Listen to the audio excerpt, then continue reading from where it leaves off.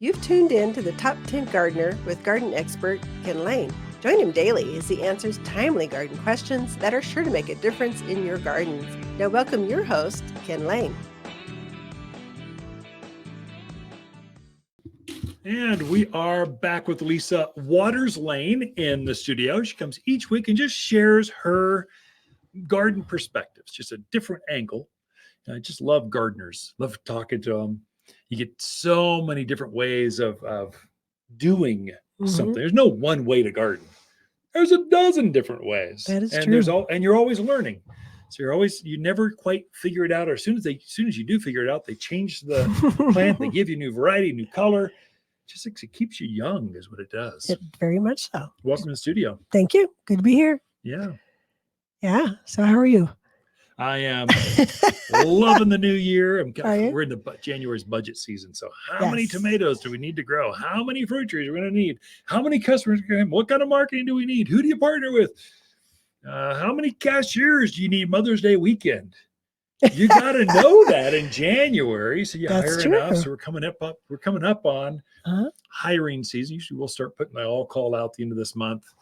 February we'll start interviewing, then we hire and we're onboarding into February, March, and just takes off from there. So you gotta always be ready. So it's kind of fun. It is fun. Definitely. Small business, you never get bored. You got different hats. You could be talking to the mayor of the city about a new project, one thing, raising money for your favorite nonprofit the next, and then talking to gardeners or in a trench, cleaning out toilets.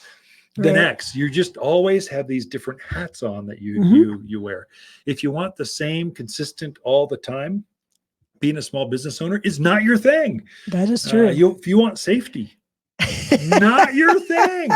If you want excitement, never getting bored, be controlling your own destiny. If you want to make every kid's game or swim meet or band thing, become a small business owner because you'll never miss one.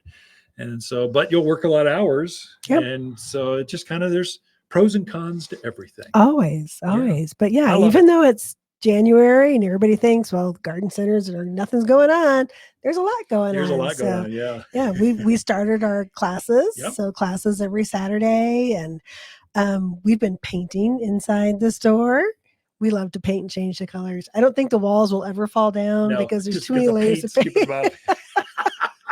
So we've been busy doing stuff still. I think that's partly just so garden centers can look dirty and rusty and falling apart if you don't your garden can do that. You need to go through and dust them off, clean them up. I think a restaurant, if they got the same paintings, the same scheme they've had for the last 5 years, who wants to go into a dark, dingy? It starts to feel dirty. Well, we have an opportunity every spring to freshen things up. Wait till folks see in another month. I just got updates on our new shade structure going in. It's going to be pretty spectacular. This will be nice. It'll be the talk of the town when we get all done. It'll be fun. Yeah. So things are always going on, and things are going on in your yard too. So this time of year, a lot of people have issues with deer. A lot of deer. Some javelina, not as much this time of year. Bunnies, because they're out. They're hungry. They're looking for stuff to eat. We've had snow. Everything's dormant. Deer are coming into people's yards. So you're in those certain areas, forest trails, wildland interface places. You're going to struggle with critters. So I think you need to be aware of that going in. They're going to be there unless you fence them out. Well, you can fence, and that's definitely one thing you do. Although there's some places that won't allow you to put fences. Not going to let you do that. So I think when you're going to be dealing with critters, that's the most important thing. Be aware. Second thing is learn about kind of their habits, because Like we said, right now, deer are very active because they're out looking for stuff. So deer are probably going to be in your yard this time of every year. winter. So you probably do need to protect those aspen trees that you have sitting out there, or that maple tree, or those fruit trees. So just being aware of the timing of when they're in your yard is also hugely important. You need to be aware of that. Also, think about, are you encouraging them to or come are your into neighbors or feeding are them your next neighbors? door? And that's a struggle too, because I love birds. I get it. People want to put out the bird feeders, but you want a javelina in your yard? Yeah, Put out a bird feeder. Yeah. Or put a quail block out. Yeah. Oh my gosh. You'll have them the next day going, thank you. They'll be carrying the quail block away. So think about your habits and what you're doing. Even things like dog food and cat food left outside can encourage the javelina, skunks, raccoons, rats. So think about what you're doing that might be encouraging them to come in as well. And then also said like the seasonality of things. So just be aware that they're out there, they're going to be coming. And like you said, what do you do? If they're going to be there, what are you going to do? Shotgun. Fencing, you said. That's a better choice. And it could be so animals are very habitual, very migratory. They're going to come into your yard almost always the same way, right? They're following a path. If you can block that path off, maybe you don't have to fence the entire yard, but you're blocking that path where they're specifically coming through. It could definitely help, could take some of that pressure off. Fencing could also be, so we recommend using bird netting around aspens and that type of thing, because the deer don't like to get their horns stuck in it. They don't like their teeth in it. So you're just wrapping that around a tree a couple of times, tying it on or stapling it on, and it can save your trees. And it's not like you always need to leave that on year round, but when the presence is heavy, you put it on out there. Yeah, easy fix, easy peasy. Mm-hmm. The other thing that they really love, and we haven't hit it yet, but is that new tender growth. It's coming. So a lot of plants that we say are resistant to animals, and 90% of the time they are, but there's that time in spring where that new growth, especially photinias, things like that, where that new growth is just so tender and they're like, I'm hungry. I'd spent a long winter. I'm going to try this no matter what. And the other one is when the fawns are out, because fawns are like stupid kids, right? They put everything in their mouth. Yeah. So they're like, okay, I'm going to try this. I'm going to try that. So you just have to be aware of that and take some precautions. The deer netting helps. The other thing that can sometimes help a lot too is just fishing line, that monofilament line. Okay. Just kind of wrapping it around a few times. It just throws them off. It's a discouragement. Yeah. Sometimes the best thing you can do is just discourage them. And along with that comes repellents.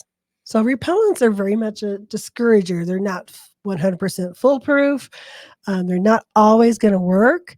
But you're kind of going, you don't want that shrub. Go check out my neighbor's shrub. Don't eat my neighbor's plants. Mm-hmm. Don't, keep moving on. Right. And usually what I tell people also is if you're planting a new plant in the yard, use a repellent around it. Oh, yeah. Because for javelinas, there's a scent of that dirt, and they're like, oh, something's been digging here. I'm going to go check that out. And animals are curious. Rabbits and deer, they're going to be curious about what that is and think, well, maybe I do like it. Maybe I don't, but I better try it. So you're just discourage them to begin with. And then hopefully they just learn. Animals, said, this is their home. Right. They camp out there. They notice one new plant. Yeah. They're going to go, oh, I don't remember that. Let's go check it out. Hey, right. Bob, come over here with me. Let's go see if we can kick this thing over. Mm-hmm. So definitely just doing some things to discourage them. And another idea that I really like is, say you have an aspen or a shrub that they just kind of tend to mess with, put something around it, some smaller plants around it that are pretty darn sure. So catmint, Nepeta. Oh, yeah. That is one deer almost, I can't ever think of a time I've seen them eat it. No. So putting that around some of those aspens or those other shrubs that they might be bothering really discourages them. Again, so catmint is excellent. Lavender, creeping phlox, hyssops, salvias. Those are all Rosemary, things. all the herbs. Rosemary. Yeah. Yeah. So just being strategic about where you plant things can also help. Great advice, Lisa. How to garden with deer and javelina, wildlife in your yard. Ken and Lisa Lane, the Mountain Gardeners. We'll be right back after this. As the days get longer and brighter, houseplants can struggle and scorch, but we have the solution. At Waters, we've organized our houseplants from A to Z for the brightest of sunny locations, many even bloom. With experts that know plants and how to make them grow. Shipments of the freshest houseplants in town have just arrived from A to Z and ready for a bright new home. Waters Garden Center, where people who love bright green houseplants, they love to shop. Found in Prescott. You're listening to garden expert Ken Lane, owner of Waters Garden Center in Prescott. Look for more tips, tricks, and garden shortcuts through Ken's website. Additional shows of this podcast, read his weekly garden column, or follow him on Facebook, Instagram at watersgardencenter.com. That's Waters with 2 T's, gardencenter.com.